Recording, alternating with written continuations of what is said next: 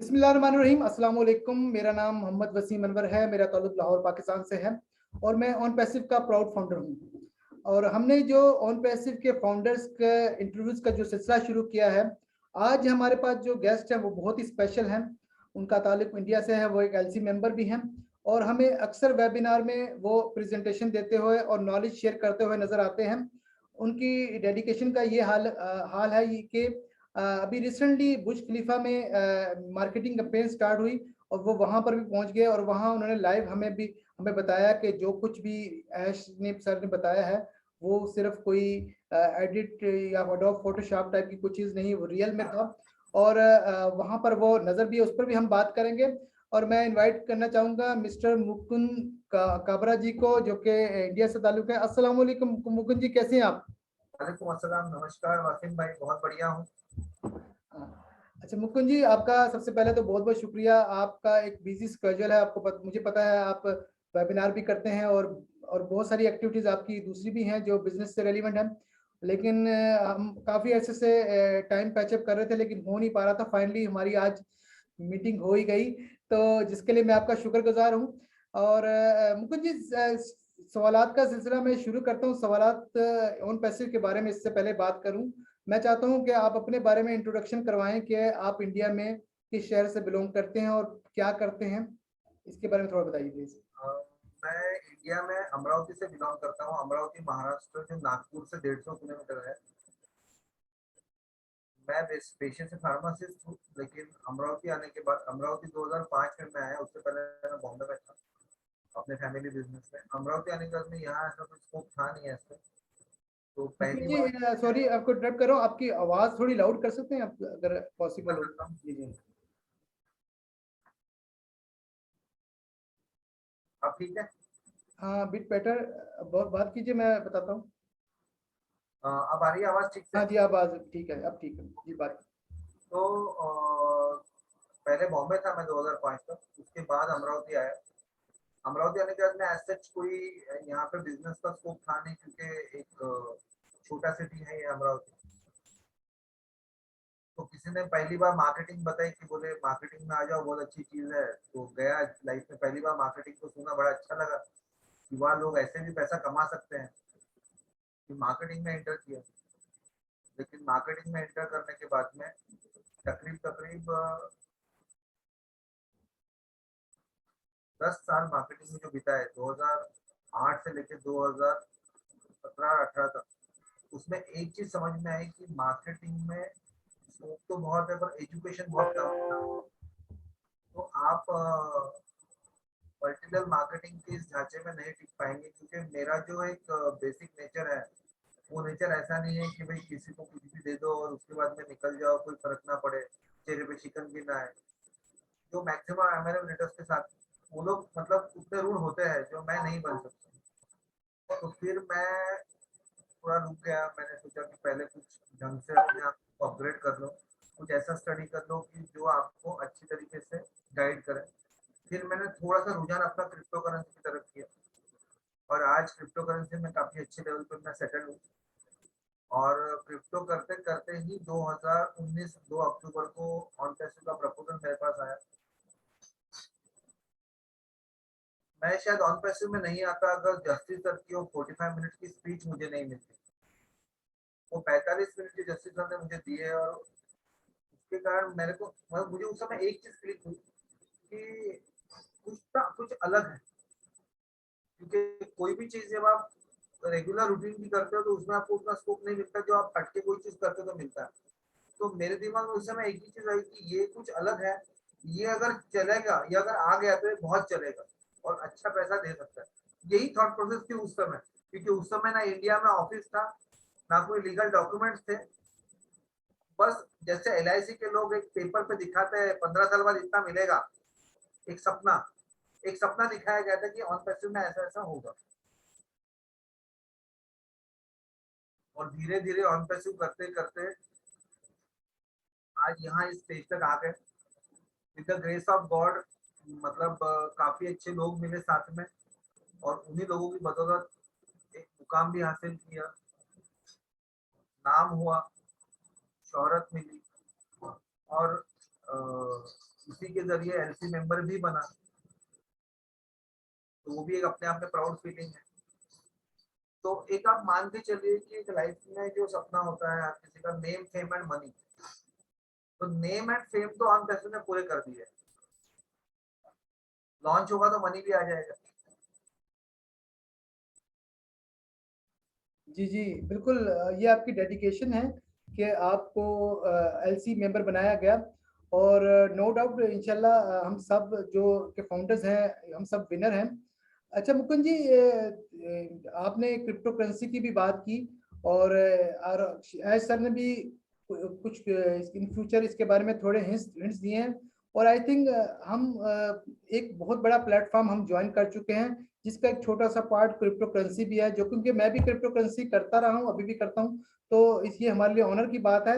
हम अनकॉन्शियसली या कॉन्शियसली अगर हमने ज्वाइन किया है, हम एक अच्छी ऑर्गेनाइजेशन ज्वाइन कर चुके हैं, जो कि मुकुंद जी मुझे ये बताइए प्लीज कि ऑन पैसिव जब आपने ज्वाइन किया, ऑब्वियसली जस्ट जब आपने प्रोजेक्ट कोई ज्वाइन करते हैं उस वक्त हमें काफी चीजें क्लियर नहीं होती, हम एक थोड़ी सी बेस लेकर हम ज्वाइन कर लेते हैं, और बहुत सारे ऐसे लोग होते हैं जिनको पता नहीं होता, वो कंपनी ज्वाइन कर लेते हैं। अब तक जो, क्योंकि अब आप एलसी मेंबर भी हैं, प्रेजेंटेशन भी देते हैं, जब से अब तक का सफर है, आप ऑन पैसिव को कैसे डिफाइन करेंगे? ऑन पैसिव क्यों ज्वाइन करनी चाहिए लोगों को? देखिए सर, हर कोई चाहता है कि मेरा खुद का एक बिजनेस होना चाहिए। हर किसी का सपना होता है कि मेरा एक पार्ट टाइम एडिशनल इनकम, मेरा एक खुद का बिजनेस होना चाहिए। और ऑन पैसिव एग्जैक्टली आपको वही दे रही है। ऑन पैसिव आपको एज ए पार्टनर अपने साथ ले रही है, एज ए फाउंडर अपने साथ ले रही है, जहाँ वो उसके बिजनेस में से आपको शेयरिंग दे रही है। तो कोई ऐसा बिजनेस जिसमें आप स्लीपिंग पार्टनर बनकर भी अच्छा अर्निंग कर रहे हो, मेरे हिसाब से ऑन पैसिव उसके लिए सबसे बेहतर ऑप्शन है। क्योंकि जब हम एक छोटी सी पान की टपरी भी अगर कोई अमरावती में डालने जाएगा ना, तो उसको मिनिमम 1 से 5 लाख के बीच में खर्चे है। और ऑन पैसिव का अगर मैं टोटल बजट बताऊँ तो $97 जो हम पहले दे रहे हैं वो मार्केटिंग कैंपेन की 12 महीने की फीस दे रहे हैं, और उसके बाद में $250 से $300 के आसपास जो हम देंगे, वो हम प्रोडक्ट प्लस ट्रैफिक इनका देंगे, ताकि हमारे बिहाफ पे एआई हमारे लिए काम करे और हमारे लिए ट्रैफिक लाए। और ये आपको लाइफ में एक बार करना है। मतलब मोटा मोटी अगर मैं पूरा टोटल गिनूं इसको, तो 30,000 रुपए में आप एक ऐसे बिजनेस को खड़ा कर रहे हैं जिसमें ना आप आपका वक्त दे रहे हैं, ना आप आपका ब्रेन दे रहे हैं, ना आप एफर्ट दे रहे हैं, लेकिन आप अर्निंग बहुत हैंडसम करेंगे। तो मुझे एक आइडियल बिजनेस लगा ऑन पैसिव की, जहाँ पे एक आम इंसान भी जो है कुछ ना कुछ अपने लिए एक अलग चीज सोच सकता है। तो इसीलिए मेरे हिसाब से ऑन पैसिव एक बहुत अच्छी और बहुत बड़ी चीज है जो हर किसी को करनी चाहिए। लेकिन इसके साथ ही मैं एक वेबिनार में ऐसा एक सेंटेंस कहा था, उसको बोलूंगा दोबारा। ऐसा ने कहा था कि हर कोई आपके साथ नहीं आएगा, और आना भी नहीं चाहिए, क्योंकि अगर सारे आपके साथ आ गए तो आपको देखेगा कौन। तो मेरे हिसाब से ये जो चीज है बिल्कुल सही बोली उन्होंने, कि कुछ ऊंचाई पे जाएंगे और कुछ उनको ऊंचाई पे जाते हुए देखेंगे। तो जो ऊंचाई पे जा रहे हैं उन्हें भी मजा आएगा, और जो देख रहे हैं उन्हें भी मजा आएगा। हालांकि तकलीफ होगी पर मजा भी आएगा उन्हें, कि कोई अपना ऊपर जा रहा है। और ऑन पैसिव की एक छोटी सी मेरी जर्नी बताऊंगा मैं आज। मतलब ये पूरी जर्नी अगर आप सुनोगे तो आपको अंदाजा आएगा कि कितने ट्विस्ट एंड टर्न्स होते हैं। मैंने 30 का फोन आया पूना से, मिस्टर विनोद सोनार। उन्होंने मुझसे कहा कि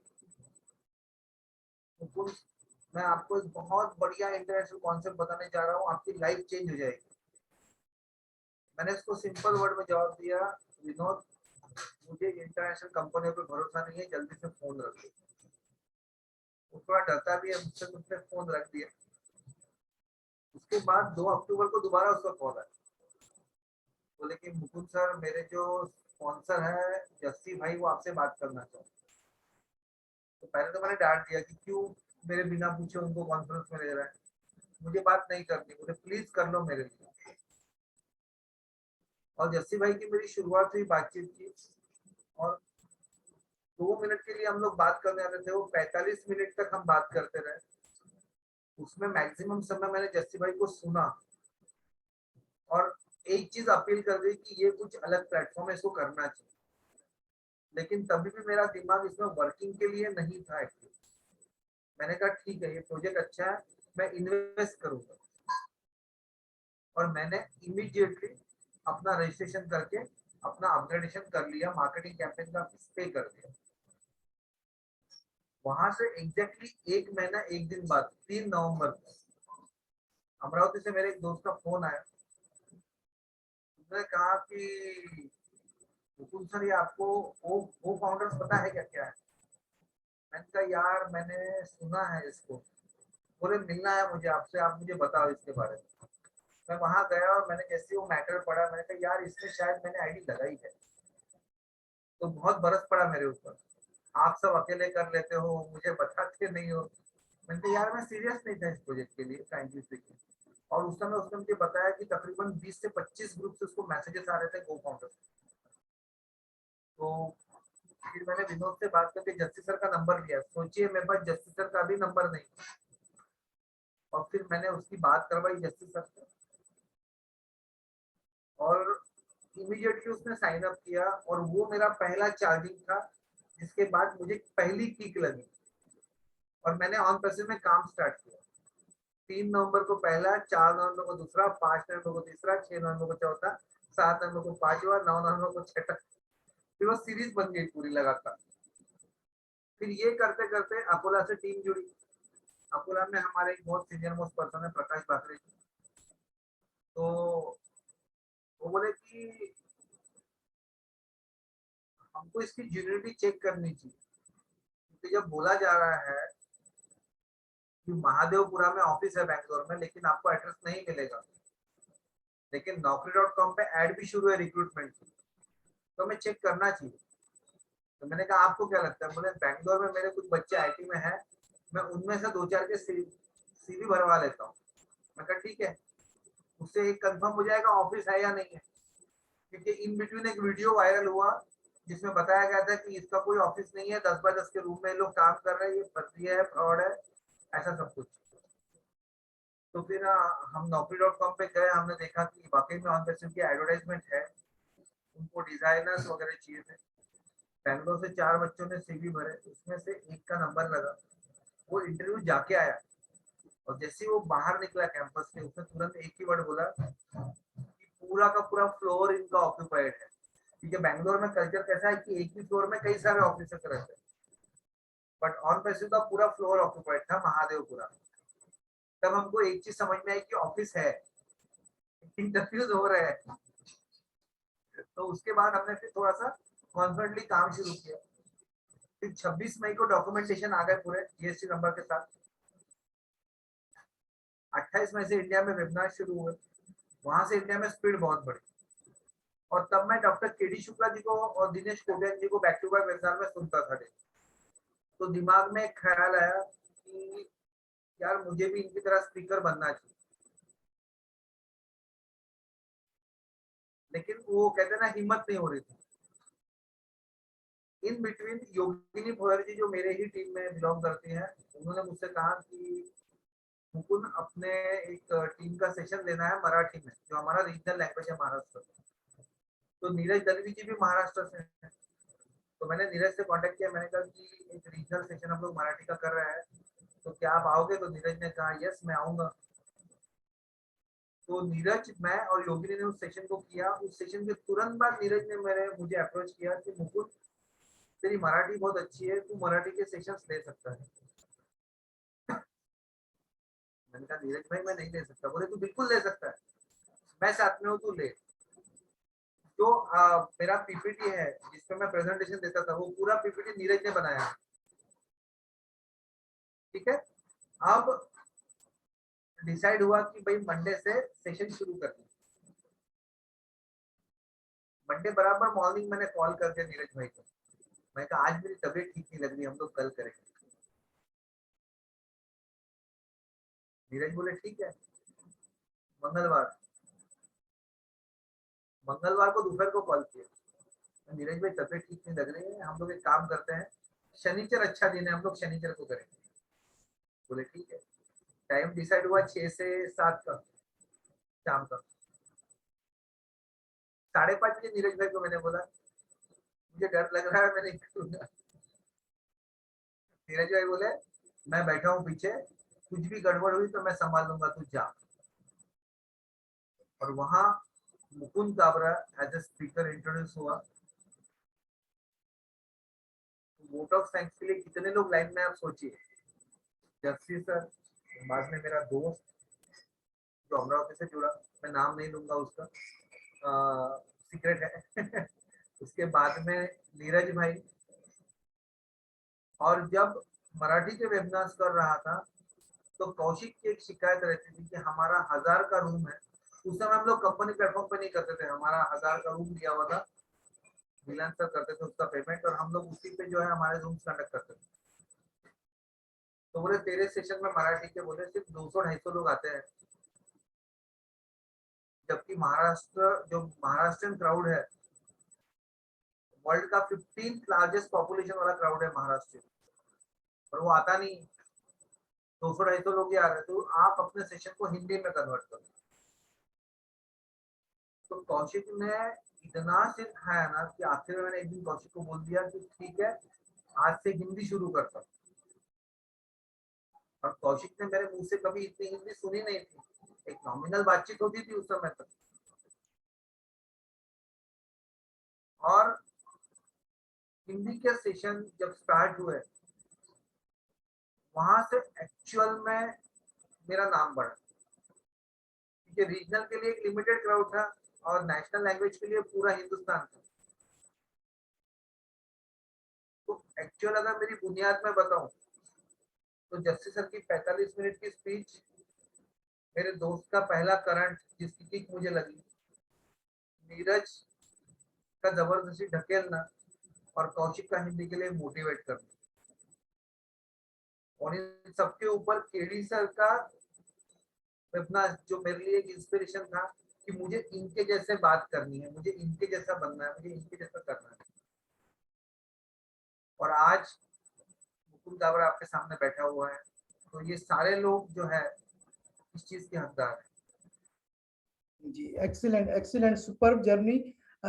यहाँ पर जो भी आता है एवरीवन हैज ओन स्टोरी कि उन्होंने स्टार्ट कैसे किया, और बहुत सारे जब आपको मैंने इसलिए क्वेश्चन किया, जब हम जिसने भी यहाँ पे स्टार्ट किया उस वक्त उसकी स्टोरी, उस पर थिंकिंग कुछ और थी, उसे एज ए बिजनेस की तरह लेते थे। लेकिन अभी ऑन पैसिव की बात करें, वी आर लाइक फैमिली, कि अभी मैं आपको जानता हूँ, आप मुझे जानते हैं, हम वर्ल्ड वाइड सबको जानते हैं, और ये फील ही नहीं होता कि ये हम एक फैमिली मेंबर नहीं है, और एक दूसरे के वेबिनार में भी जाते हैं, जैसे कि आप आज यहाँ पर आए। और बाकी आपकी मैंने बिजनेस प्रेजेंटेशन देखी है, माशाल्लाह आप बहुत अच्छा प्रेजेंटेशन देते हैं और बहुत अच्छी तरह आपने वेबिनार करते हैं।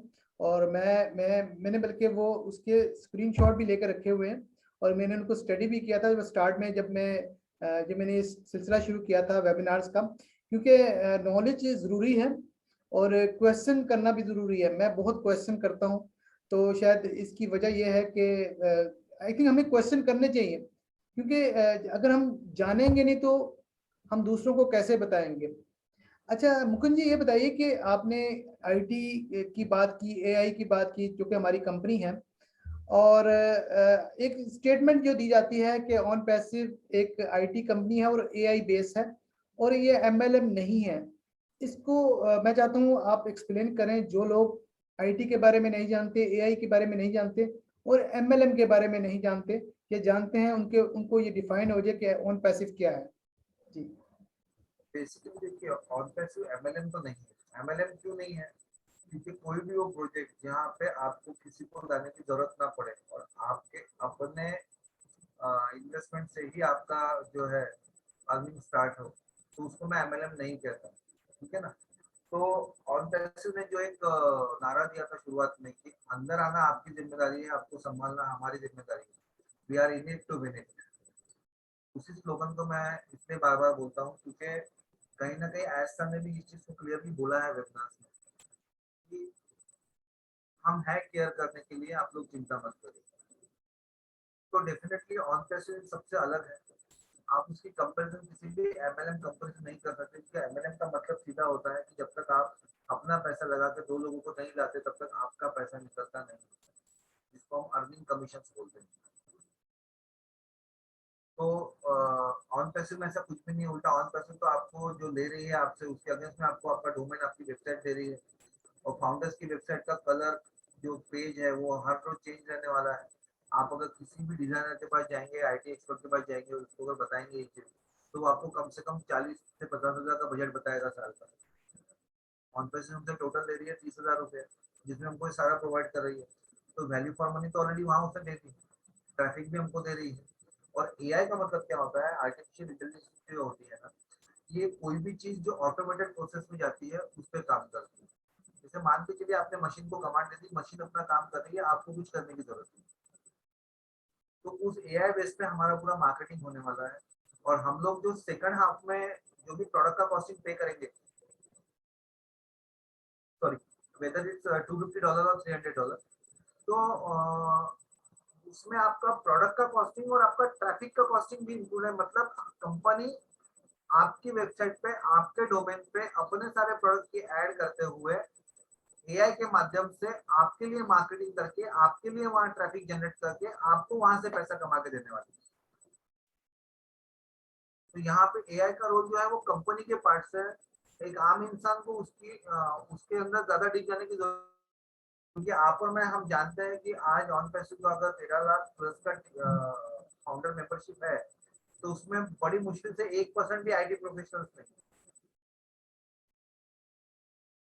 तो बाकी तो अगर हम अपनी या मेरी आपकी बात करें तो हम लोग आम इंसान है, जिनका एआई से कोई अब तक रिलेशन रहा ही नहीं। हमने तो इस चीज को पूरी तरीके से जाना ही ऑन पैसिव के आने के बाद। तब तक हम इस चीज को सिर्फ सुनते थे। तो एआई जो है आपके लेवल, आपके बिहाफ पे मार्केटिंग करके आपको पैसा कमा के देने वाली,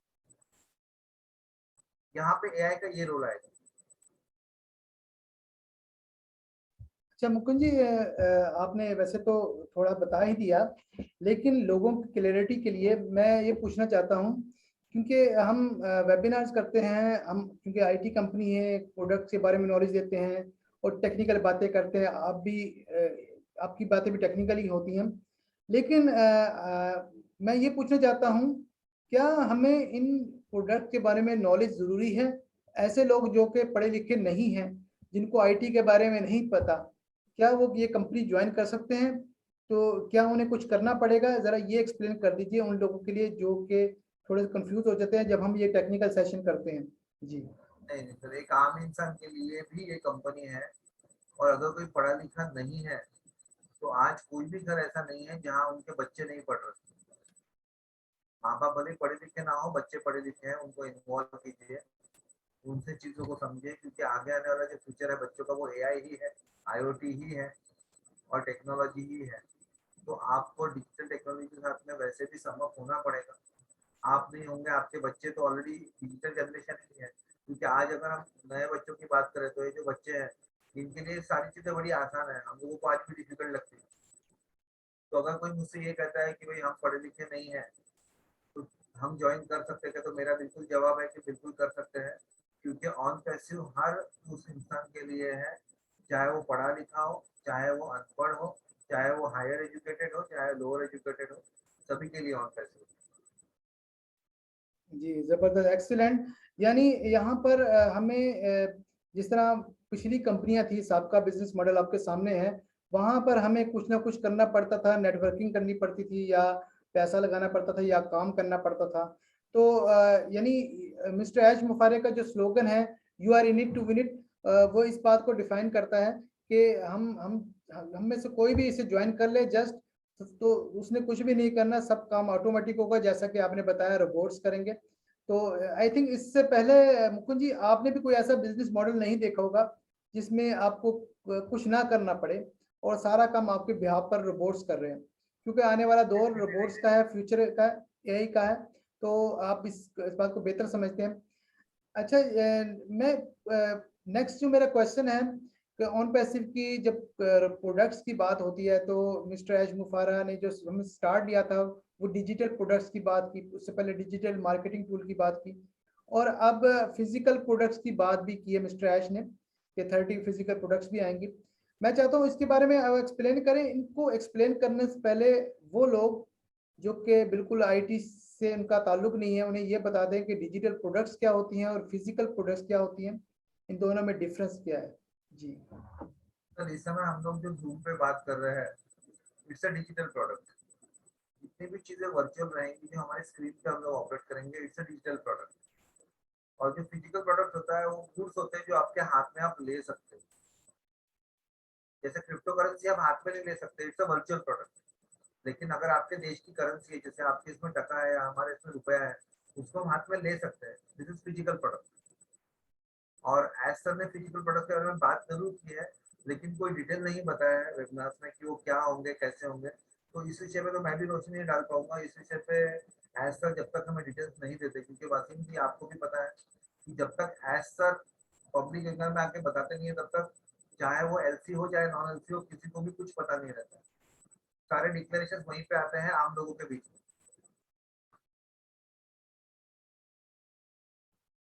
जी बिल्कुल, आपने सही बात की कि हमें डिजिटल प्रोडक्ट्स भी मिलेंगी, फिजिकल प्रोडक्ट्स भी मिलेंगी। जब तक हम इसके बारे में एक्सप्लेन नहीं कर पाएंगे, जब तक हमें ये सामने नहीं आएंगी, और हमें इसके बारे में जो थोड़ा बहुत बताया गया है, तो वो भी हमें थोड़ा सा एक हिंट के लिए कि इस टाइप की प्रोडक्ट्स होंगी, लेकिन उसके बारे में भी डिटेल हमें वो प्रोडक्ट जब लॉन्च होंगी उसके बाद पता चलेगी। आई थिंक इसके बारे में प्रोडक्ट्स के बारे में डिस्कस करना भी उसके बाद ही बनता है। तो ये बताइए कि ये जो प्रोडक्ट्स मिलेंगी डिजिटल प्रोडक्ट्स, ये क्या वैल्यूएबल प्रोडक्ट्स होंगी, क्या सस्ती होंगी मार्केट से जो ऑलरेडी हमारे पास प्रोडक्ट्स हैं, क्या क्या ऑलरेडी मार्केट में उनके मुकाबले में प्रोडक्ट्स होंगी, या ये नई प्रोडक्ट्स होंगी? तो इसके बारे में आप थोड़ा सा अगर गाइड कर सकें। सर, इस बारे में सिर्फ एक ही चीज पता है मुझे कि जो भी हमारे प्रोडक्ट्स आएंगे वो मार्केट से थोड़े सस्ते होंगे, कंफर्टेबल प्राइसेस में होंगे। बाकी प्रोडक्ट्स किस रेंज के होंगे, कैसे होंगे, क्वालिटी बहुत से लेके चार्जेस, वो पूरा का पूरा एज सर ही बता पाएंगे। क्योंकि बिल्कुल जब सही। प्रोडक्ट्स लॉन्च होंगे उसके बाद ही सारी चीजें पता लगेगी। बिल्कुल बिल्कुल ये बिल्कुल जितनी सर। चीजें हमारे वेबसाइट पे इस समय है, ये जी सारे डेमो वर्जन हैं। जी बिल्कुल। अच्छा। तो जब इनके एक्चुअल वर्जन सामने आएंगे हमारे, तभी हम बता पाएंगे कि ये चीज क्या है। जी जी बिल्कुल बिल्कुल। अच्छा सर, ये बताइए कि अक्सर लोग इस बारे में नहीं जानते, फाउंडर्स भी नहीं जानते कि फाउंडर्स, कस्टमर्स और रीसेलर्स, इनमें क्या डिफरेंस है। तो कंपनी की अगर ऑन पैसिव की बात की जाए, उस उसमें आप ये किस तरह डिफाइन करेंगे इनको? सर, जो फाउंडर है और जो कस्टमर है, वो दोनों के भी बिहाफ, वो दोनों को भी वेबसाइट और डोमेन मिलने वाला है। और इनके डोमेन और वेबसाइट से जो भी प्रोडक्ट सेल होंगे, तो ये ऑटोमेटिक रीसेलर भी कहलाएंगे। जी बिल्कुल बिल्कुल बिल्कुल। हाँ क्योंकि बिल्कुल। आपने प्रोडक्ट लिया और आपने प्रोडक्ट बेचा भी। जी जी जी। तो आप फाउंडर जो है वो कंपनी में एज ए पार्टनर है, और जो रिटेलर है जो आपसे प्रोडक्ट ले रहा है, वो भी प्रोडक्ट को सेल कर सकता है। तो ऑटोमेटिकली ये दोनों भी जो है रीसेलर बनते हैं। जी जी जी जी बिल्कुल, आपने बिल्कुल सही कहा। जो हमारे फाउंडर्स होंगे वो ऑटोमेटिक जब पैकेज बाय करेंगे, कस्टमर्स तो बन जाएंगे, और कस्टमर बनने के बाद ऑटोमेटिक रीसेलर बन जाएंगे। यानी फाउंडर्स कस्टमर्स भी होंगे, रीसेलर भी होंगे। बट एश सर ने एक वेबिनार में अभी, क्योंकि आपको पता है अपडेट्स आती रहती हैं, ये बताया था कि जो कस्टमर्स होंगे उनको ये चॉइस होंगे, जो ये कस्टमर उनकी बात कर रहा हूँ जो जो फाउंडर्स नहीं होंगे, वो चाहे तो एक सिंगल प्रोडक्ट भी बाय कर सकेंगे, चाहे वो पैकेज बाय कर सकेंगे, लेकिन उनको पैकेज ज़्यादा सस्ता पड़ेगा। और अगर वो सिंगल प्रोडक्ट्स बाय करेंगे तो वो बेनिफिट नहीं उठा सकेंगे जो कि रीसेलर के। और लेकिन इसलिए इसलिए वहाँ पे काफ़ी अट्रैक्टिव पैकेज होगा रीसेलर के लिए, कस्टमर्स के लिए, कि वो पैकेज बाय करें एज कंपेयर के सिंगल प्रोडक्ट या दो प्रोडक्ट बाय करें। तो ये तो जब टाइम आएगा सारी ये चीज़ें रिवील हो ही जाएंगी।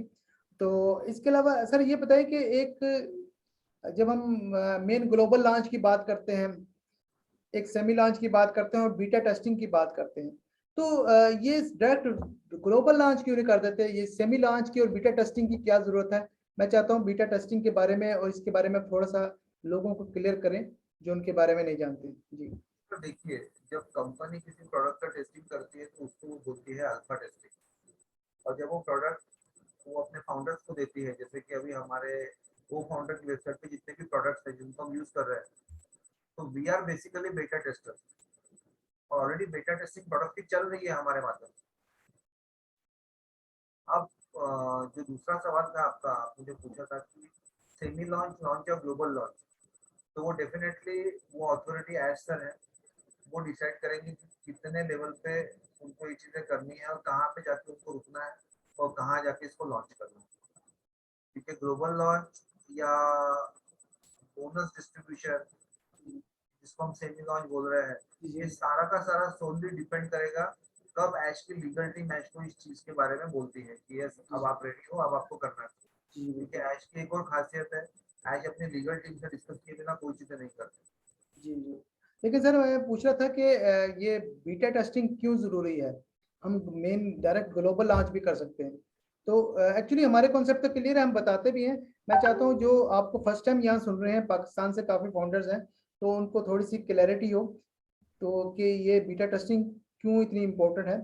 और जी डेटा टेस्टिंग से क्या होता है कि अगर प्रोडक्ट के अंदर कोई एरर बची हुई है तो वो पता लग जाती है, तो इमीडिएटली उसमें अपग्रेड आता है और वो अपग्रेड होकर करेक्ट होकर दोबारा आपको मिल जाती है। बेटा टेस्टिंग बेसिकली एक ट्रायल फेज होता है। जैसे हम कोई कार खरीदने जाते हैं या कोई कार जब बनती है तो उस कार का पहले ट्रायल होता है, उसके बाद वो एक्चुअल सेलिंग के लिए आती है।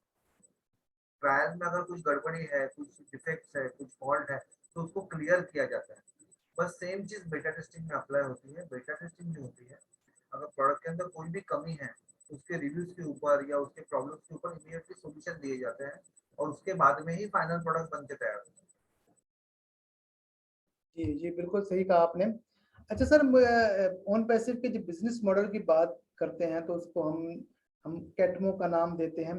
तो मैं चाहता हूँ इस ऑन पैसिव के बिजनेस मॉडल को के बारे में थोड़ा बताएं, और ये बताएं इसको यूनिक क्यों कहा जाता है, कैसे ये सबका जो बिजनेस मॉडल से बेटर है और बेस्ट है, उसके बारे में थोड़ी सी आप थोड़ा एक्सप्लेन कर दें।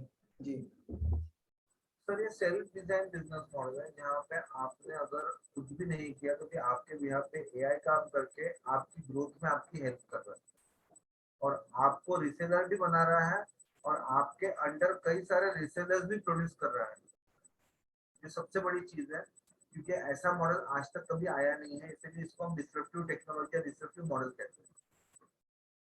क्योंकि आप देखिए, अगर कोई भी जैसे किसी मान के चलिए आप किसी कंपनी में मार्केटिंग कर रहे हो, तो सेल्स की टीम है वो आपको खुद बनानी पड़ती है और आपके टारगेट्स उस पर डिपेंड करते हैं। लेकिन यहाँ पे एआई के माध्यम से हमें तो रिसेलर बना ही रही है कंपनी, हमारी सेल्स टीम भी वो खुद ही बना रही है एक तरीके से। तो यहाँ एक्चुअल जो एफर्ट्स लग रहा है वो कंपनी का ही लग रहा है, पूरा हमारा कोई एफर्ट्स है ही नहीं। हमें ज्यादा से ज्यादा क्या करना होगा कि हमारी जो वेबसाइट है उसको मैक्सिमम हम ऑन रखेंगे ताकि उस पर हिटिंग्स ज्यादा मिले और हमारा रेवेन्यू ज्यादा बढ़े। जी, बिल्कुल सही कहा आपने, और ज़बरदस्त है, ये ऐसा मॉडल पहले नहीं देखा गया। और और ये एक आसान मॉडल है। अगर आप इसके कैटमो की बात करें तो जो 4 पिलर हैं वो इतने ईज़ी हैं कि इससे पहले ऐसे पिलर नहीं बने। जैसे C for complete digital solution, A for automation, T for targeted traffic, M O for money for everyone. अच्छा सर, ये जो अगर हम कंप्लीट डिजिटल सॉल्यूशन की बात करते हैं तो इंटीग्रेशन की बात की जाती है, और उसके बाद मैं चाहता हूँ आप इंटीग्रेशन क्या होती है ये बताइए, और ऑटोमेशन क्या होती है, और टारगेटेड ट्रैफिक क्या होती है, इसको अगर इन शॉर्ट अगर आप बता सकें। जी इंटीग्रेशन का मतलब होता है किसी भी एक चीज को दूसरी चीज में मर्ज करना। जैसे अभी ऑन पैसे की जो वेबसाइट आई तो हमारे वो फाउंडर का जो पूरा डाटा है वो ऑन पैसे की वेबसाइट में इंटीग्रेट हो जाएगा, मतलब उसमें मर्ज हो जाएगा।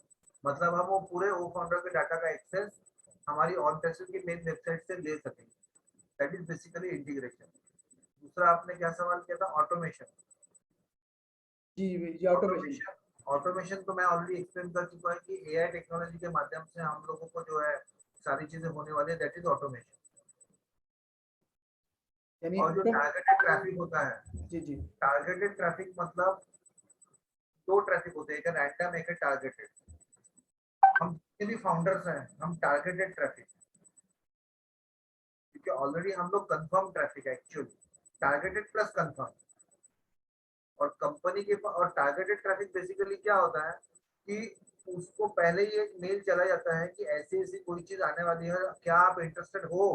और जब वो कहते हैं कि यस वी आर इंटरेस्टेड, तो उनका नाम टारगेटेड ट्रैफिक में लिख दिया जाता है, जहां आपका कन्वर्जन रेशियो जो है वो बहुत बड़ा होता है।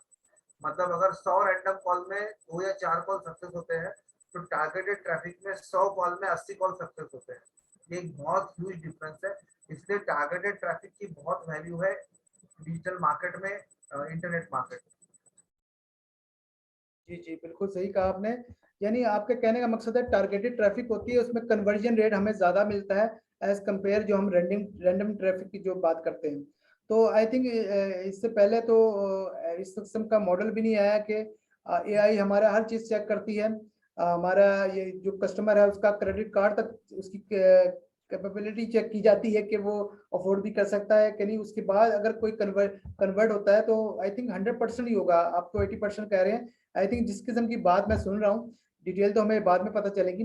अच्छा सर, एआई की बात की है, ऑन पैसिव की प्रोडक्ट्स में एआई का क्या इंपॉर्टेंट रोल है? इसके बारे में अगर कोई बता सकें कि एआई का क्या रोल है इंपॉर्टेंट ऑन पैसिव की प्रोडक्ट्स में? फेसबुक के हर एक प्रोडक्ट के सेलिंग में सबसे बड़ा रोल तो एआई का ही है ना। ये सारी चीजें ऑटोमेटेड है, मैं बार बार वही तो बोल रहा हूँ कि ऑटोमेटेड होने के कारण ही यहाँ पे एक नॉर्मल पर्सन भी जो है उसको कुछ करना नहीं है।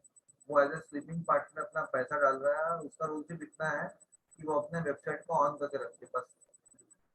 जी जी जी बिल्कुल। आपके कहने का मकसद सिर्फ इतना है कि मेन इसमें जो इम्पोर्टेंट चीज़ है एआई है। एआई के बेस पर आप रिलैक्स हो जाते हैं। आप you are in it to win it वाला नारा लगता है और हम ऑटोमेटिक हर काम होता है। और इससे पहले ये होता रहा कि जब आप कोई प्रोडक्ट बाय करते हैं आप उसको खुद बेचना पड़ता है, खुद टाइम निकालना पड़ता है, उसमें से भी कन्वर्जन रेट वो नहीं मिलता। वो प्रोडक्ट बिकती है या ना बिकती आपको श्योर नहीं होता। यहाँ पर हम सो रहे हैं, रिलैक्स है, हमें पता चला हमारी प्रोडक्ट बिक के दोबारा खरीद के दोबारा बिक गई और हमें इसके बारे में नहीं पता चला। अच्छा सर, अगर वॉरेन बफेट कहता है ना, make money while you sleep. जी जी बिल्कुल बिल्कुल सही बात की आपने। अच्छा सर, ऑन पैसिव के अर्निंग की जब तरीकों की बात होती है, एक एक हम बात करते हैं डाटा सेंटर की, जो कि हमें मिस्टर ऐश सर ने बताया अभी। रिसेंट शायद कोई डाटा सेंटर के बारे में हमें शायद अनाउंसमेंट भी हमें मिले। तो डेटा सेंटर के बारे में पूछना चाहता था कि ये क्या होता है, इसकी क्या इम्पोर्टेंस है अगर हमारा अपना ज़ाती डेटा सेंटर हो। तो कुछ लोग में से क्वेश्चंस करते हैं, उन्हें ये समझ नहीं आता कि डेटा सेंटर क्या चीज़ है। जी सर डेटा सेंटर के लिए एक्चुअल में I am not the right person to tell. उसके लिए आपको टेक्निकली इंडिया में दो लोग हैं, एक तो अनूप गावंडे जी है और सेकंड पल्लवी सिंह रॉय जी है। जी डेफिनेटली ये लोग आपको डाटा सेंटर के बारे में कई गुना बेहतर बता पाएंगे, या नीरज दलवी। चलें ठीक है, मैं थोड़ा सा बता देता हूँ इसके बारे में। डिटेल से तो वही बता सकेंगे क्योंकि हमारे यहाँ एक डिटेल सेशन हो चुका है डाटा सेंटर पर। अगर आप वेबिनार्स, प्रीवियस वेबिनार्स हमारे देखें तो इसलिए हम थोड़ा सा नॉलेज है, क्योंकि मेरी कोशिश है कि प्रोडक्ट वाइज या एक टॉपिक वाइज हम इस चीज़ को एक्सप्लेन करें, उसमें से एक्सप्लोर करें कि क्या क्या हम नॉलेज ले सकते हैं। तो इन शॉर्ट ये है कि डाटा सेंटर ये सर, हम जो भी अब हम जूम मीटिंग कर रहे हैं या मोबाइल में हम व्हाट्सएप यूज़ कर रहे हैं या लैपटॉप में जो भी सर्च कर रहे हैं, ये सब रिकॉर्ड एक क्लाउड में ये रिकॉर्ड स्टोर चीज़ें होती हैं, जिसको और जहाँ स्टोर होती है उसे डाटा सेंटर कहा जाता है। बड़े बड़े ऑर्गेनाइजेशन जैसे फेसबुक है और गूगल है, इनके अगर अमेरिका में लाखों एकड़ में फिजिकल इनकी ज़मीन वगैरह हैं जहाँ पे डाटा सेंटर मौजूद है, जहाँ पे इनके रिकॉर्ड सेव होते हैं। और लेकिन ये जब जिन्होंने इतना खर्चा किया है, इतना डाटा सेंटर बनाया, ना तो ना सिर्फ अपना डाटा वहाँ स्टोर करते हैं, बल्कि वो जो छोटी छोटी कंपनियां आती है, ऑर्गेनाइजेशन जो इतना अफोर्ड नहीं कर पाती कि अपने डाटा सेंटर बना सकें, वो रेंट पर पे करके अपना डाटा वहाँ सेव करवाती हैं। तो यानी नॉर्मल 1.5 से 2 लाख डॉलर पर मंथ पे करती हैं। फिर वो कंपनियां क्या करती हैं, वो जो पैसे होते हैं कस्टमर से पूरा करती है और कस्टमर को उसका यानी नुकसान अदा करना पड़ता है। हमारा डाटा सेंटर जब अपना होगा तो उसका फायदा ये होगा कि हम तो एक तो हमारी प्राइवेसी नहीं लीक होगी। पहले हम जब किसी और कंपनी को अपना डाटा दे रहे हैं, हमारी प्राइवेसी तो गई, बेशक वो सिक्योर करते हैं, लेकिन हमने एक चीज उनका हवाले कर दी कि ये हमारा सीक्रेट्स हैं। तो एक तो हमारे सीक्रेट्स हमारे पास ही रहेंगे। सेकेंडली, जब हमारा अपना डाटा सेंटर होगा, जिस तरह हम दूसरों से डाटा सेंटर की फैसिलिटी रहते हैं, इस तरह हम भी दूसरों को रेंट पर देंगे ये फैसिलिटी, और उससे रेवेन्यू जनरेट होगा। और क्योंकि हम ऑन पैसिव के पार्टनर हैं, तो उस रेवेन्यू में हमें भी हिस्सा मिलेगा। ये और वो बहुत ह्यूज होगा। हाँ, बहुत ये यानी अर्निंग के तरीके जो जो अभी तक हमें रिवील नहीं किए गए, अर्निंग के बहुत सारे तरीके, जिनमें से एक तरीकाकार ये भी होगा। हम लोग पूछते हैं ना कि हम कैसे कमाएंगे, कैसे पैसा आएगा, तो उसमें एक ये भी है। तो हम नेक्स्ट उस पे चलते हैं कि एक क्वेश्चन बहुत किया जाता है। तो मैं चाहता हूँ इस क्वेश्चन के जरिए हमारी तो क्लियरिटी है, लेकिन जो ज्यादातर क्वेश्चन करते हैं, एक तो वो लोग करते हैं जो कि फाउंडर्स नहीं है, जो कि बाहर से एक पिक्चर देख रहे होते हैं, जिन्होंने कभी वेबिनार अटेंड नहीं किया होता, जिनके बारे में उनको नॉलेज नहीं होता कंपनी क्या है, कि कंपनी लॉन्च में इतना लेट क्यों हो रही। 2018 से ये कंपनी बनी है, अभी तक ये लॉन्च क्यों नहीं हो सकी। तो ये और जो फाउंडर जो ये क्वेश्चन करते हैं, वो शायद इसलिए करते हैं कि वो एज सर के वेबिनार नहीं देखते, वो अपने आप को अपडेट नहीं रखते। जब कहते हैं ना, जब आप बीच में से अपडेट नहीं रखेंगे, तो बीच में से अगर कोई स्पेस होगी, तो आपके जहन में नेगेटिव क्वेश्चन भी आएंगे और इररेलेवेंट क्वेश्चन भी आएंगे। तो इसके बारे में आपकी क्या राय है, आप किस तरह एक्सप्लेन करेंगे इस चीज को? जी। सबसे पहली चीज तो ये है कि जितने भी फाउंडर्स ये चीज बात करते हैं, इतना समय हो गया अभी तक लॉन्च नहीं हुआ, ये सारे फाउंडर्स ने क्या किया है, सारे काम छोड़ के सिर्फ ऑन पैसिव को किया है। क्योंकि इनके अप्लायंस ने, इनके सो कॉल्ड सीनियर्स ने इनको बोला है कुछ करने की जरूरत नहीं है, सिर्फ ऑन पैसिव कीजिए। जबकि एस सर ने अपने पब्लिक वेबिनार्स में ओपनली क्लियरली बोला है, 2020 जून से बोला है कि जब तक ऑन पैसिव नहीं आता, आप कोई भी दूसरा काम करिए, अपना घर परिवार चलाइए, अपनी एग्जिस्टिंग जॉब को या अपनी एग्जिस्टिंग चीजों को मत छोड़िए, उसको कंटिन्यू करिए, जिस दिन ऑन पैसिव आएगा संभाल लेगा। लेकिन काफी सारे सीनियर्स ऐसे हैं इस कम्युनिटी में जिनके गलत गाइडेंस के कारण जो है आज लोग सफर हो रहे हैं, और वो सफर होने के कारण ही वो जो रिएक्शंस बाहर आ रही है वो इस तरीके से आ रही है। दूसरा जो रीजन आपने बताया कि इतना नहीं देखते, तो एक बड़ा सिंपल लॉजिक बताता हूँ उसके पीछे में। एक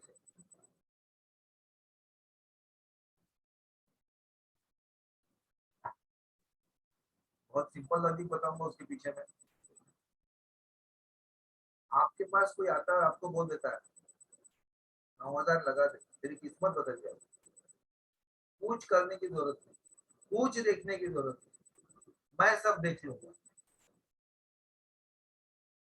आपको शायद यकीन नहीं होगा, मेजॉरिटी ऑफ द फाउंडर्स को यही स्टेटमेंट इस्तेमाल करके उनकी ज्वाइनिंग उठाई गई। कौन गलत है कौन सही है इस विषय में मैं नहीं जाऊंगा, लेकिन अगर आप प्रॉपर एजुकेशन देते, अगर एक कंपल्शन करते, कम से कम एक वेबिनार देखने के बाद आप सामने बैठिए, कोई डाउट है तो पूछिए, उसके बाद में करिए। दूसरी चीज जो एक आम इंसान की होती है प्रमोशन किया है, जिस तरीके से मैंने मार्केट में प्रमोशन को देखा है कि बिंदास कर ले, मैं बैठा हूँ, बहुत ही शानदार चीज है, डेफिनेटली बहुत अच्छी है, लेकिन उसको उस चीज को महसूस तो होने दो कि वो बहुत अच्छी है। आप सारी चीज खुद की महसूस करवा रहे हो, जिस कंपनी जिस प्रोजेक्ट में वो पैसा लगा रहा है उसका उसको एबीसीडी भी नहीं पता। कई सारे लोग जो है इन गलत चीजों के कारण निगेटिव, आप जो है सच वो बता दो ना एक बार कि बाबा ऑन पैसिव बहुत बड़ा ग्रुप है, एक प्रोजेक्ट है जो आपकी जनरेशन को संभालेगा, लेकिन उसके लॉन्चिंग तक आपको वेट करना पड़ेगा। तो इसको आप एक एफडी की तरह ट्रीट करो, इसको ये मत देखो कि मैंने 9,000 डाल दिए अब मेरी पूरी किस्मत बदल जाएगी, नहीं। यू हैव टू वेट, कि जब तक कंपनी स्ट्रांग नहीं होगी, जब तक कंपनी मजबूत नहीं होगी, और जब तक वो लॉन्च नहीं होगी, आपकी किस्मत बदलने की जो प्रोसेस है वो शुरू नहीं होगी। तो तब तक कुछ दूसरा करते रहिए। जी बिल्कुल, एग्जैक्टली ये आपने बिल्कुल सही बात की। और एज सर ने कभी भी नहीं कहा अपने जो काम है वो छोड़ दें और ऑन पैसिव की तरफ तवज्जो दें।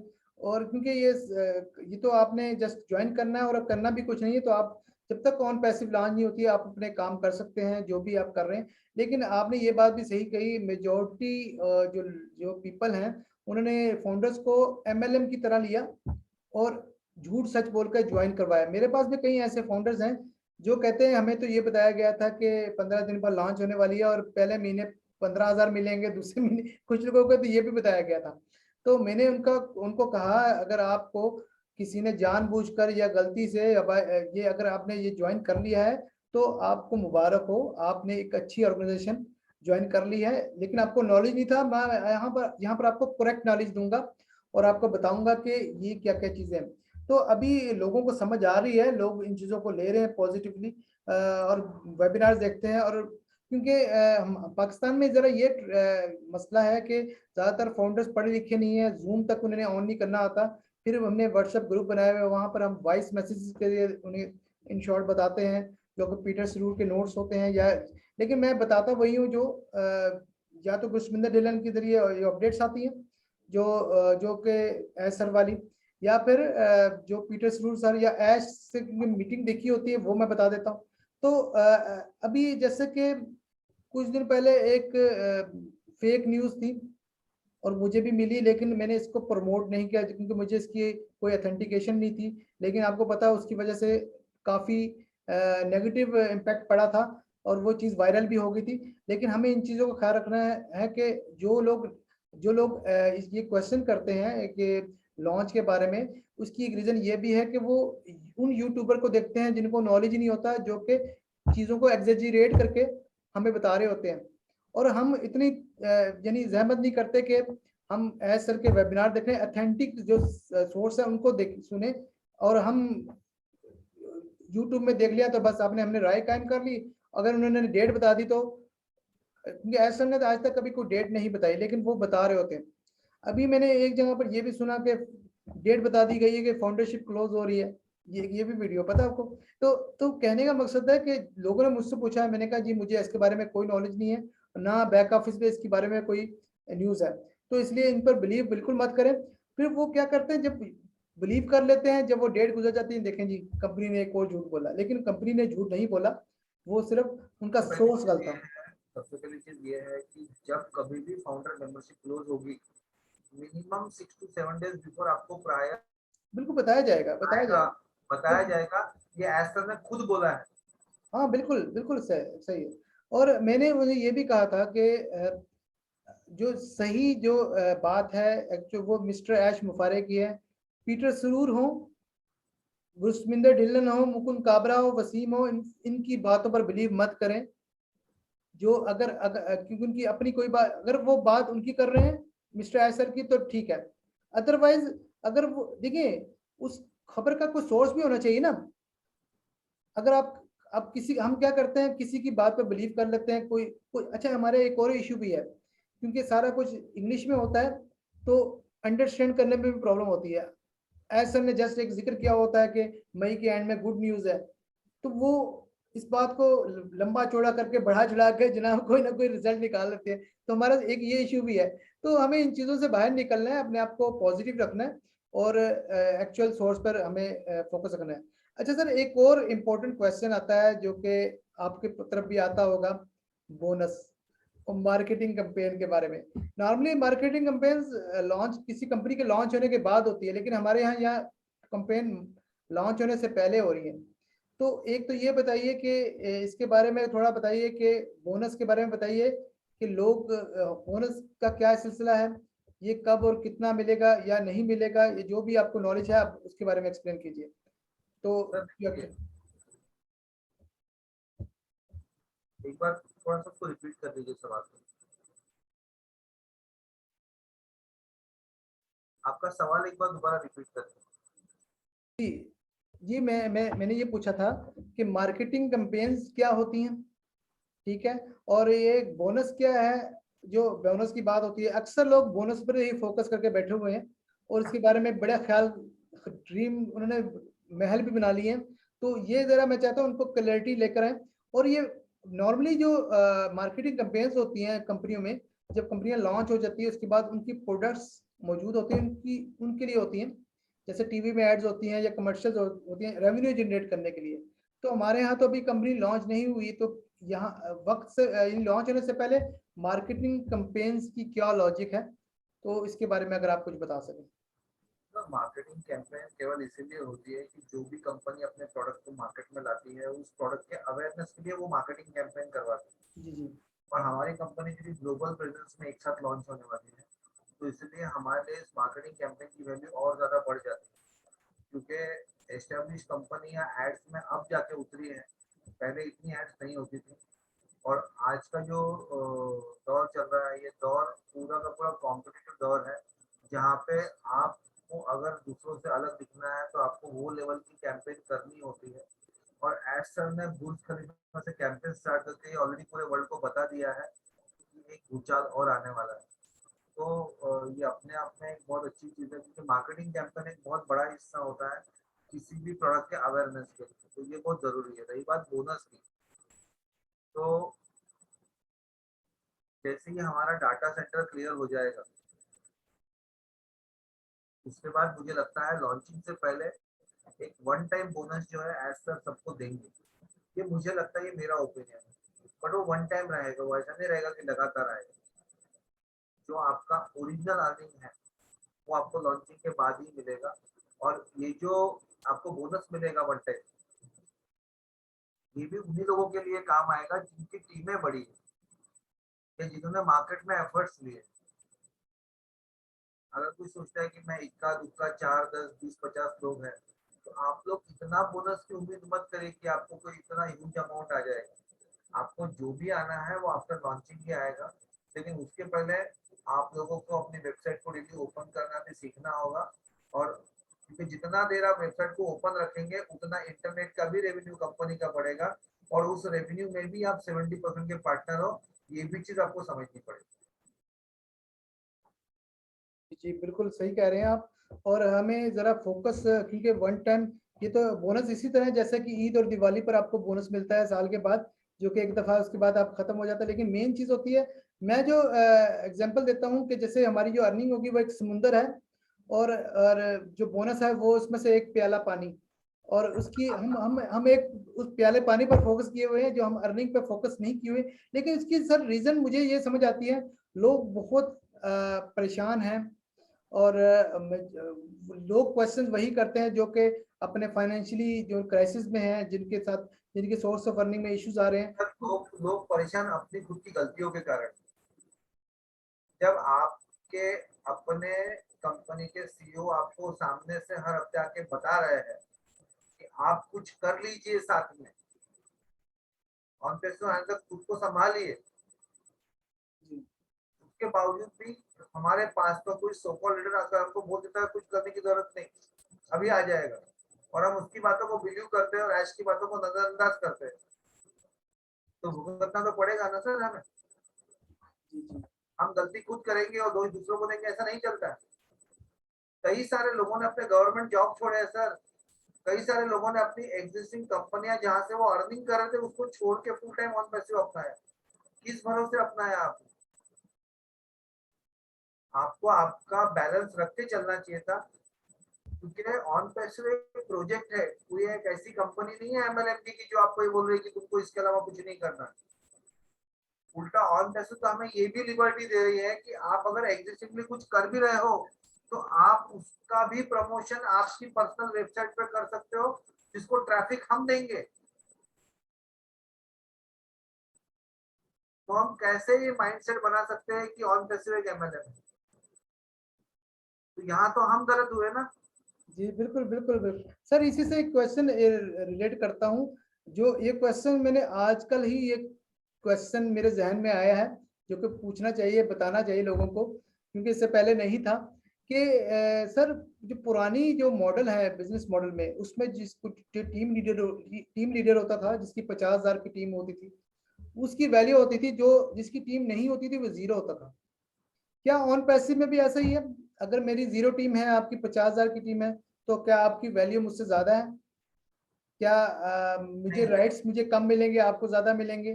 तो जरा ये थोड़ा सा मैं चाहता हूँ कि आप इसके बारे में एक्सप्लेन कर दें। सर पार्टनरशिप में जो भी प्रॉफिट्स होंगे, प्रॉफिट में शेयरिंग हर फाउंडर को इक्वली होगा, चाहे किसी की टीम 50,000 के, चाहे किसी की 0 टीम। बट यस, टीम का जो एक एडिशनल बेनिफिट मिलने वाला है टीम लीडर को, जिसकी 0 टीम है, उसको उस लेवल पे पहुंचने में थोड़ा समय लगेगा। बट अल्टीमेटली जो उसकी इनकम होगी बड़े लीडर की, वही इनकम 0 टीम वाले की भी होगी, सिर्फ टाइम का गैप रहेगा। जी जी, बिल्कुल बिल्कुल सही कहा आपने। यानी आपके कहने का मकसद ये है कि अगर आपकी टीम है और आप इस टीम से 1 लाख रुपए कमा लेते हैं उस एफर्ट की वजह से, और मेरी एफर्ट 0 है, तो मुझे जब तक मैं 1 लाख या दूसरा, आप अगर 1 लाख कमाएंगे तो उस वक्त आपकी अर्निंग 2 लाख हो चुकी होगी और मेरी 1 लाख होगी। यानी yes, आप एक गैप तो रहेगा, तो गैप गैप तो रहेगा, रहेगा, लेकिन आप मुझे फॉलो करते रहेंगे। हाँ, लेकिन वैल्यू में कोई फर्क नहीं आएगा हाँ कि, ना ना हाँ, क्योंकि मुझे ये बात मैं इसलिए क्वेश्चन कर रहा हूँ क्योंकि आजकल ये क्वेश्चन बहुत रेज होता है कि मेरी इतनी बड़ी टीम है, मेरी इतनी छोटी टीम है। तो आई थिंक एज सर ने क्लियरली बताया, ये कोई टीम बिजनेस नहीं है, ना एमएलएम है। और इससे मैं सोचना भी, जो जीरो जीरो टीम वाला फाउंडर है, जो कुछ भी नहीं करता, उसकी भी उतनी ही वैल्यू है जितनी हमारी वैल्यू है। अच्छा सर, अभी एक 30 मार्च को हैदराबाद में इवेंट हुआ था जिसमें दुबई में मार्केटिंग कैंपेन स्टार्ट हुई थी बुर्ज खलीफा के जरिए, yes, और उसके बारे में थोड़ा बताइए कि वो कितना इम्पोर्टेंट इवेंट था। और मोस्ट आपको मैं कंग्रेचुलेट करना चाहता हूँ, आप दुबई में गए और मिस्टर मोहम्मद कमाल से आप मुलाकात करके आए हैं, और ये आपकी डेडिकेशन है कि आप देखो, ये ऑन पैसिव ही है जिसको हम अपने सर पर सवार करके बैठे हैं, कि हम ज्यादा से ज्यादा इसमें इन्वॉल्व होना चाहते हैं, इसका पार्ट का हिस्सा बनना चाहते हैं। हालांकि हमें अभी 1 रुपया भी नहीं मिल रहा, क्योंकि आपको पता है हैदराबाद में इंडिया में मुझे भी इनविटेशन मिली थी पाकिस्तान की तरफ से। चंद वीजा इश्यूज थे जिसकी वजह से मैं नहीं जा सकता, लेकिन मैं बहुत एक्साइटेड था। लेकिन ये मेरे लिए ऑनर की बात है, सबके लिए ऑनर की बात है कि हम वहां गए। लेकिन जिनको नहीं इनवाइट किया गया, आई थिंक उसके लिए कोई वरी करने की बात नहीं। इट्स नॉट मीन कि उनकी वैल्यू नहीं है, लेकिन उनका नंबर बाद में लगेगा, हो सकता है इससे बेहतर ऑप्शन उनके पास हो। तो ये चीज है। तो मैं सोचता हूँ अगर मैं हैदराबाद इंडिया में नहीं किया तो मेरे पास शायद बेटर ऑप्शन हो दुबई या कोई और, मैं वहां पर जाऊं।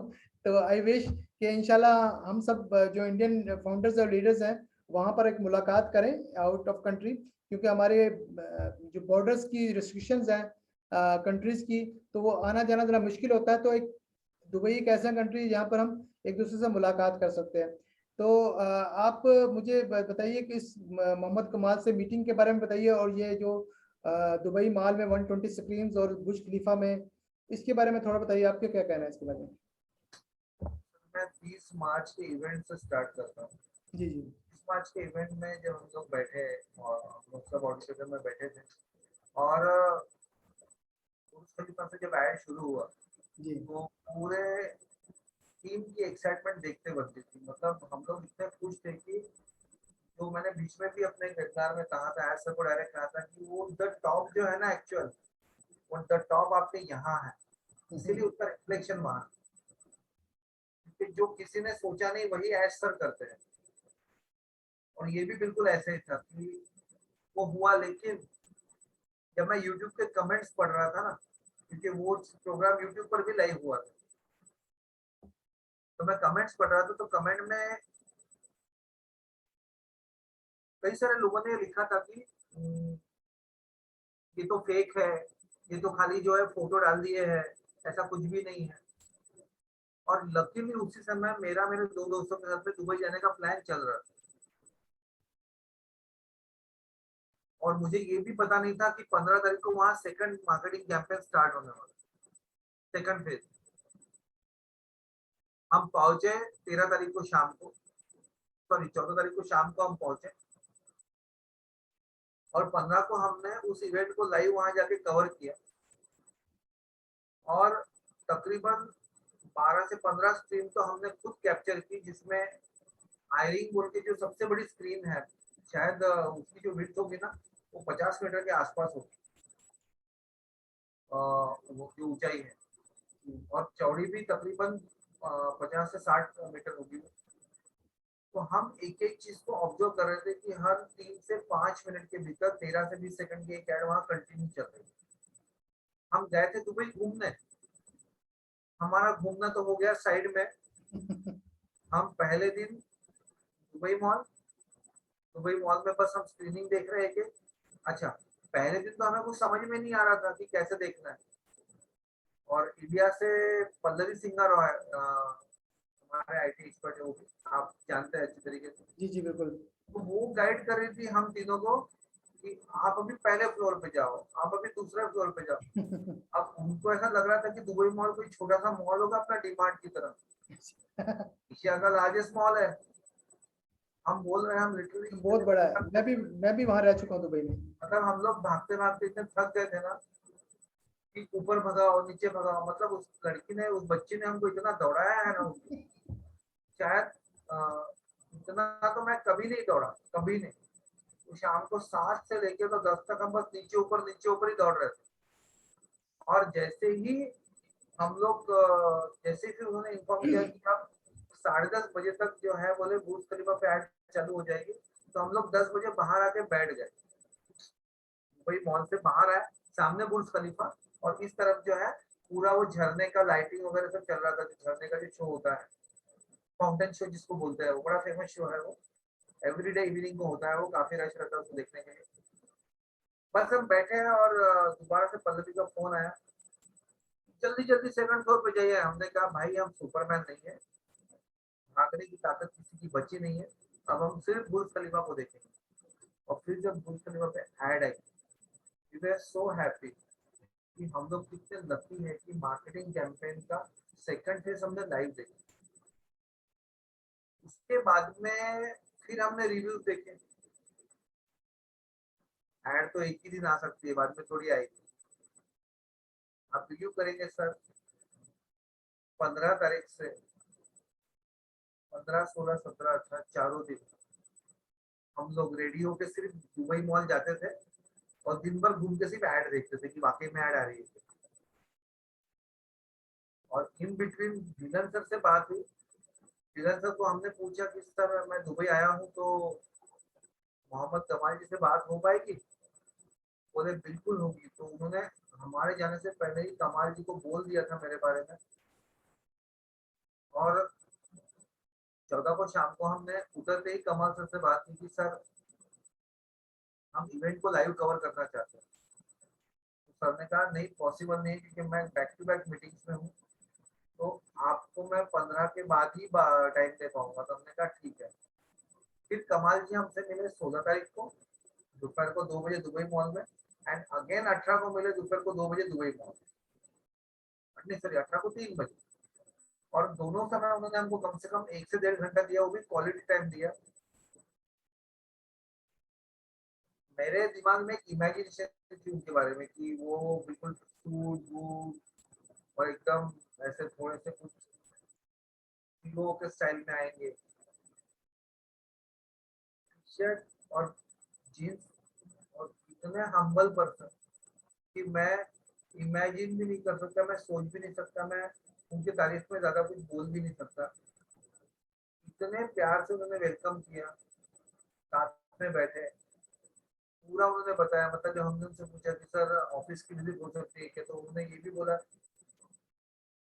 मेरी अपनी बेटी विजिट करना चाहती है, उसको तक नहीं करा पा रहा हूँ मैं, क्योंकि कई सारी फॉर्मेलिटीज है जो अभी तक पूरी होनी बाकी है। सॉरी, उस समय जो है वो ईद का दौर चल रहा था, तो दुबई में जो है वो वर्किंग आवर्स थोड़े कम हो जाता है उस समय। और फ्राइडे सैटरडे संडे 3 दिन दुबई में पूरा बंद रहता है। तो उस चक्कर में जो है डॉक्यूमेंटेशन थोड़े से डिले हो रहे हैं। तो उन्होंने कहा कि जैसे ही ये पूरे होंगे उसके बाद में फिर अपने दोनों फ्लोर का काम चालू होगा। और उसके बाद फिर हमने, जैसे आपने मुझसे सवाल किया, हमने बात बात में सवाल कर लिया, sir as a CEO of this country you must know when on-pass is going to be launched। तो वो हंसते हुए बोले कि Mukul, other than Ash nobody knows when launch। So हम समझ गए कि वाकई में ये चीज किसी को भी पता नहीं है। बट यस, उन्होंने जो मेहनत की वो काबिले तारीफ थी, क्योंकि अगर वो नहीं होते, क्योंकि चूंकि वो एक न्यूक्लियर साइंटिस्ट भी है, तो I don't know exactly nuclear scientist है या साइंटिस्ट है, बट जितना मैंने सुना है उतना बता रहा हूँ। तो उन्होंने जो अपने सोर्सेज का यूज करके एमआर सर से बात करी, क्योंकि एमआर एक इतना बड़ा नाम है वहां पे। दुबई में आपको मैक्सिमम बिल्डिंग जो है वो एमआर की मिलेगी, और एमआर ने अगर मार्केटिंग का काम अपने जिम्मे लिया है तो वो अपने आप में एक बहुत बड़ी बात है। और इसीलिए वो जो बुर्ज खलीफा का पहला इवेंट हुआ, उसके तुरंत बाद बायनांस के सीईओ ने हमारे सीईओ से मीट। अब वो क्या बात हुई, क्या डिस्कस हुआ, क्या डील हुआ, वो तो लॉन्चिंग पे हम सबको पता लग ही जाएगा, उसमें हमको ज्यादा डीप में जाने की जरूरत नहीं है।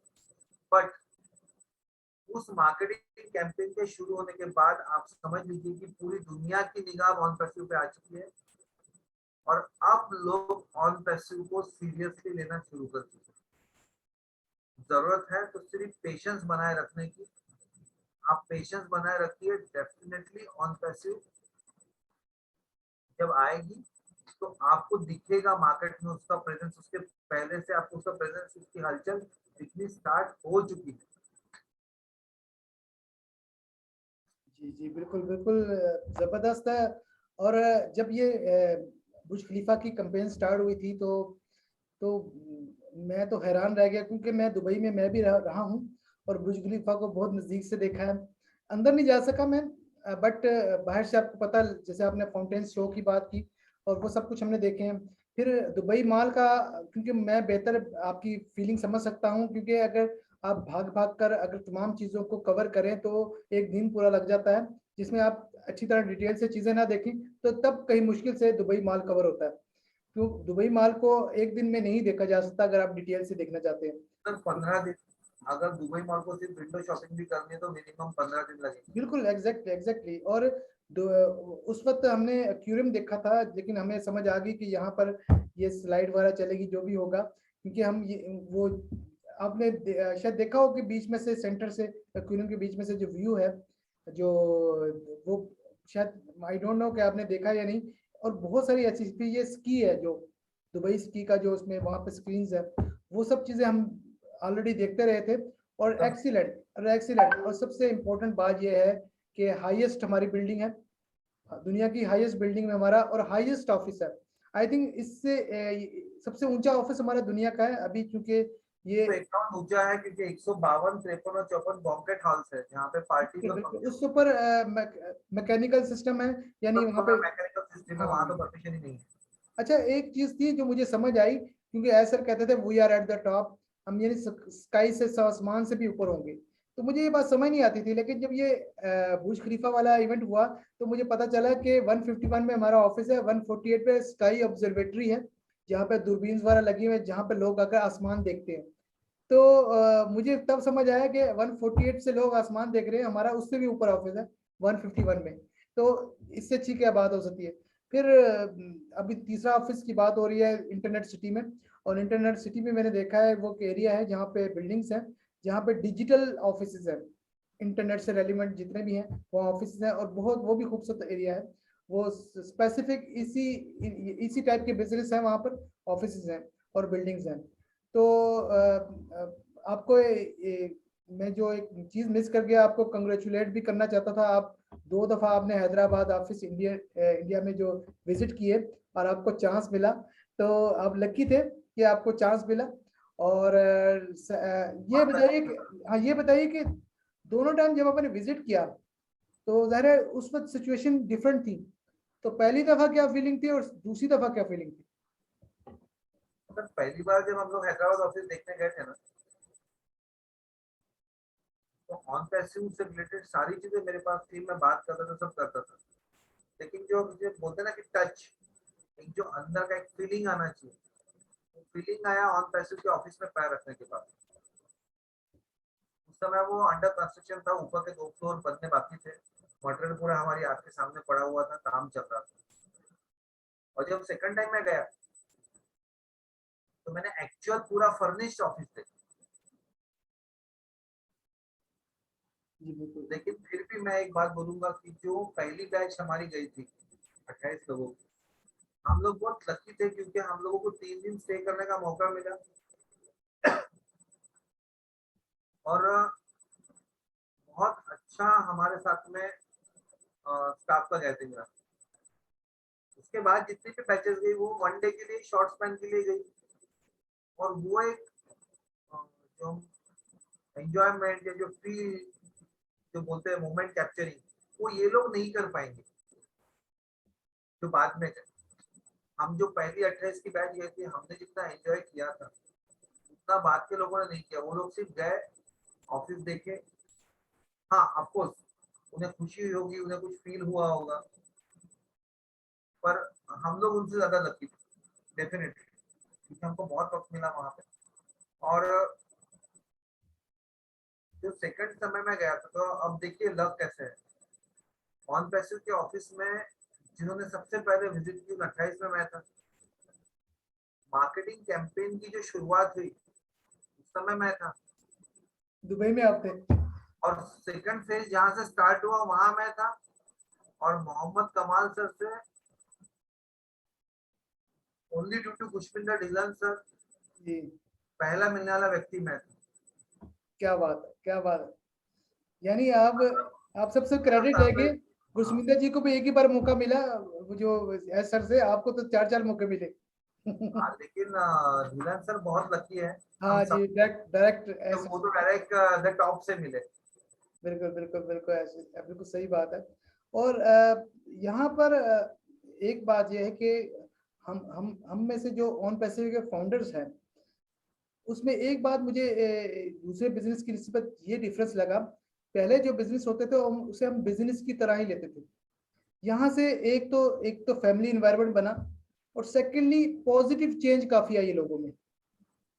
नो डाउट नेगेटिविटी है हर जगह, लेकिन ये कि ये यानी कंपनी का ये इम्पैक्ट है कि लोग पॉजिटिविटी के, क्योंकि कॉन्पेसी का विजन एक ऐसा है जिसको फॉलो करते करते वो पॉजिटिव हो गए, जिन्होंने लोगों ने अपने आप को करेक्ट भी किया।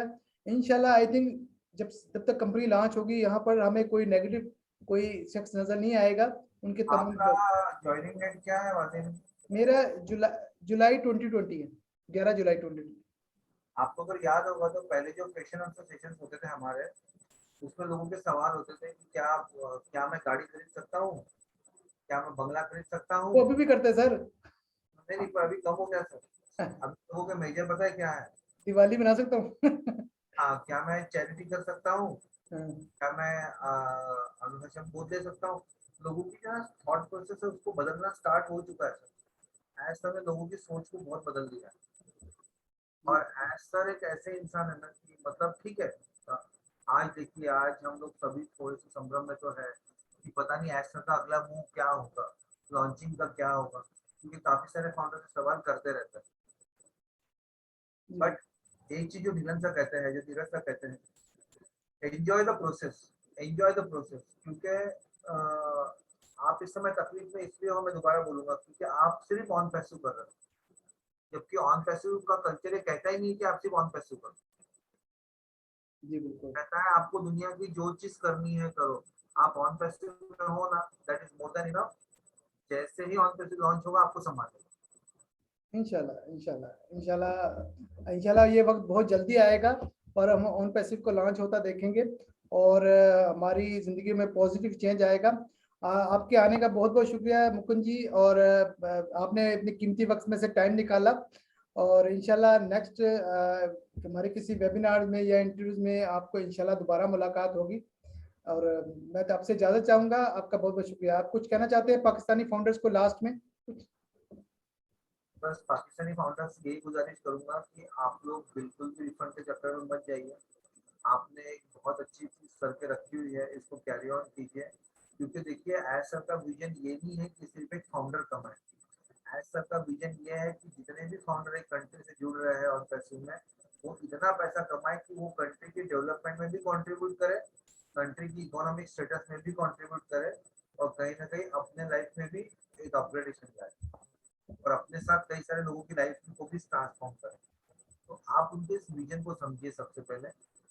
जब आप उनके विजन को समझेंगे तो आपको उनके मिशन को समझने में आसानी होगी, और जब विजन और मिशन को आप समझ लेंगे तो आप डेफिनेटली ऑन पैसिव के साथ में दिल से जुड़ेंगे, दिमाग से नहीं, क्योंकि ऑन पैसिव दिल को जोड़ता है, दिमाग को नहीं।